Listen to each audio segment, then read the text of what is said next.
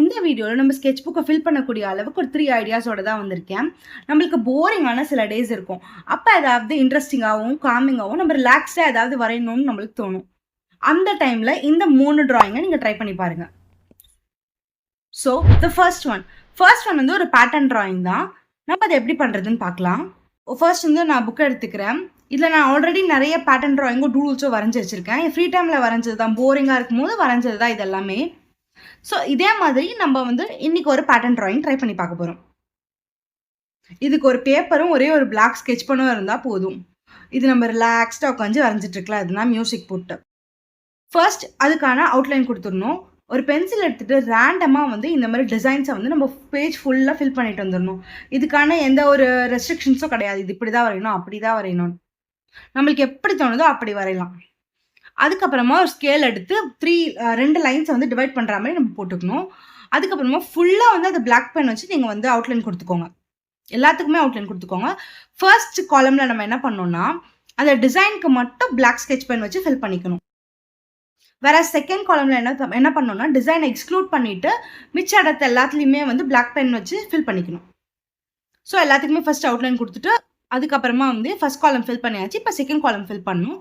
Second column வந்து அந்த டிசைனை தவிர்த்து மிச்ச ஏரியா எல்லாத்துலேயுமே வந்து பிளாக் ஸ்கெட்ச் பென் வச்சு நம்ம ஷேட் பண்ணிட்டு வந்துடலாம். அந்த ஷேட் பண்ணுற ப்ராசஸே கூட ஜாலியாக தான் இருக்கும்.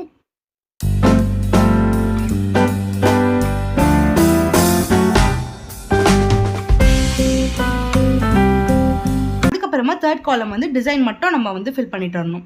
இதுக்கப்புறமா இதோட ஃபைனல் அவுட்புட். இது பண்ணுறதுக்கே ஒரு 5 minutes தான் ஆகும். நீங்கள் இதை கண்டிப்பாக ட்ரை பண்ணி பாருங்கள். நல்ல ஒரு பிரிண்டட் லுக் வந்து நம்மளுக்கு கொடுக்கும். இப்போ நம்ம செகண்ட் டிராயிங்க்கு போகலாம். இது ரொம்ப கலர்ஃபுல்லாக இருக்கும். இதுக்கு வந்து ஸ்கெச்சஸ், கலர் ஸ்கெச்சஸ் தான் நான் யூஸ் பண்ணியிருக்கேன். நான் வந்து டாம்ஸ் ப்ரஷ் பென் யூஸ் பண்ணியிருக்கேன். டாம்ஸ் ப்ரஷ் பென் இல்லைன்னா ஸ்கெட்ச் பென் யூஸ் பண்ணியும் நம்ம பண்ணலாம். ப்ரஷ் பெனுக்கு என்னென்னா ஃபைனான டிப் இருக்கும். நம்மளுக்கு வந்து வரையும் போது ஒரு ஸ்மூத்தான ஃபினிஷ் வந்து நம்மளுக்கு கொடுக்கும். ஸோ இப்போ நான் ஆஸ் யூஷுவல் ஒரு பேப்பர் எடுத்துக்கலாம். இப்போ வந்து நம்ம அதை பேட்டர்ன் போட ஆரம்பிச்சிடலாம். டிஃப்ரெண்ட் லைட் கலர்ஸ் எடுத்துகிட்டு ஒரு சர்க்கிள் போட்டு அதை ஷேட் பண்ணிக்கணும். அதில் வந்து ரேண்டமாக அந்த சர்க்கிள்ஸ் வந்து போட்டுகிட்டே வரணும். ஒன்னோட ஒன்று இன்டர்செக்ட் ஆனாலும் பரவாயில்ல.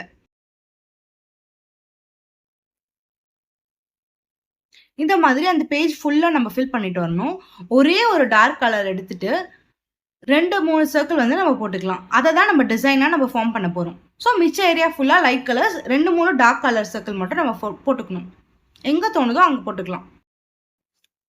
ஸோ இப்போ நம்மளுக்கு பேட்டர்ன் ஃபினிஷ் ஆகிடுச்சு. இந்த டார்க் சர்க்கிள்ஸ்க்கு வந்து எதனா ஒரு டிசைன் நம்ம போட்டுட்டு, நான் வந்து ஒரு 2 to 3 டார்க் சர்க்கிள்ஸ் வந்து நம்ம போட்டுட்டு ப்ளூ கலர் யூஸ் பண்ணி போட்டுட்டேன். இப்போ வந்து நடுவில் வந்து டிசைன்ஸ் அதில் வந்து பிளாக் பென் வச்சு நம்ம வரைஞ்சிக்கலாம். அது டார்க்காக இருக்கிறதுனால பிளாக் பென் வச்சு வரைஞ்சது நம்மளுக்கு தெரியாது. இப்போ நம்ம என்ன பண்ணோம், ஒயிட் கலர் பென்சில் எடுத்துட்டு உள்ளே வந்து அதை எம்போஸ்டாக காட்டணுன்றதுக்காக அந்த சின்ன டிசைன்ஸ்குள்ளே மட்டும் நம்ம ஷேட் பண்ணிட்டு வந்துடணும். அப்படி பண்ணோம்னா இந்த சூப்பரான 3D லுக் வந்து நம்மளுக்கு கிடச்சிரும். இது 3த்தையுமே பெயிண்ட் பண்ணதுக்கப்புறமா இதான் இதோட ஃபைனல் அவுட்புட். எனக்கு இந்த 3த்துலேயுமே இதான் ரொம்ப பிடிச்சது. நல்லா கலர்ஃபுல்லாகவும் நல்லா எம்போஸ்டாகவும் இருக்குது பார்க்கறதுக்கு. இப்போ நெக்ஸ்ட் தேர்ட் ஆர்ட் பீஸ் எப்படி பண்ணுறதுன்னு பார்க்கலாம்.